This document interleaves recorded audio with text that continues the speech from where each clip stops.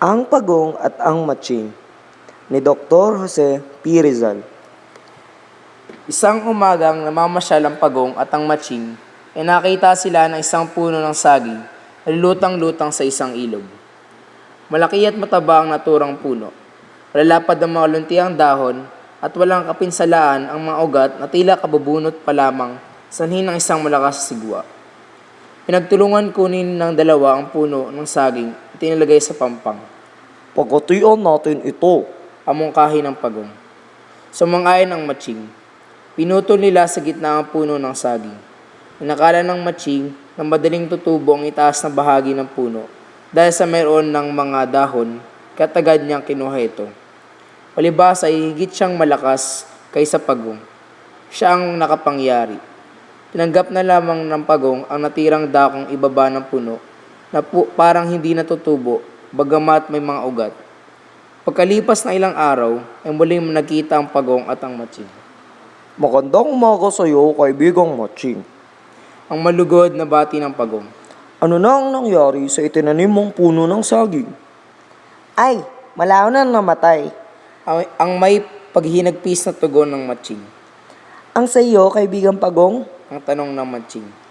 Mabuti, may mga dahon na at may mga bunga pa. Ngunit hindi ko matiba sapagkat di ko kayang akyatin. Gayon ba? Huwag kang mag-alala. Aakyatin at titibayin ko ang buwig para sa iyo. Ang tugon ng pag-imbot ng Matching.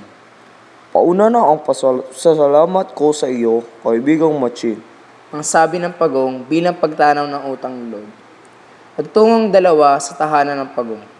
Hindi pa man napagsasiyang mabuti ang Matching ang magandang buwig ng saging na nangingitab sa kulay, dilaw at sa pagitan ng luntian at malalapad na dahon ay mabilis nang inakyat ng Matching ang puno at sinimulang kanin ang mga bunga.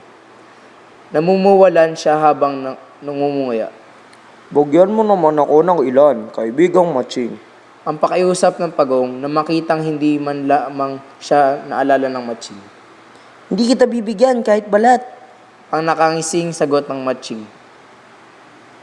Inisip ng Pagong na gumanti sa Matching. Tinungo niya ang ilog at namulot ng mga tinik. Tinusok niya ang mga iyon sa paligid ng punong saging at pagtapos ay nagtago siya sa ilalim ng isang bao. Nasugatan ng matindi ang Matching nang manaog sa puno at dumugo ang kanyang mga sugat. Hinanap niya ang Pagong, nahirapan siya bago niya ito nakita. Aha! Nakita rin kita sa wakas. Pagbabayaran mo ang ginawa mo sa akin. Dapat kang mamatay. Subalit, ako'y maawain. Kaya ipinauubaya ko sa iyo ang pagpili sa paraan ng kamatayan mo. Bayuhin kita sa lusong o itapong kita sa ilog. Naku, sa lusong na lamang. Durugin mo na ako sa lusong. Binuhat ng Matching ang Pagong at dinala sa pampang na ilog at buong lakas na hinahagis sa ilog. Kagyat na lumitaw ang Pagong na nunudyo pasanadayang Matching na napamulagat na lamang.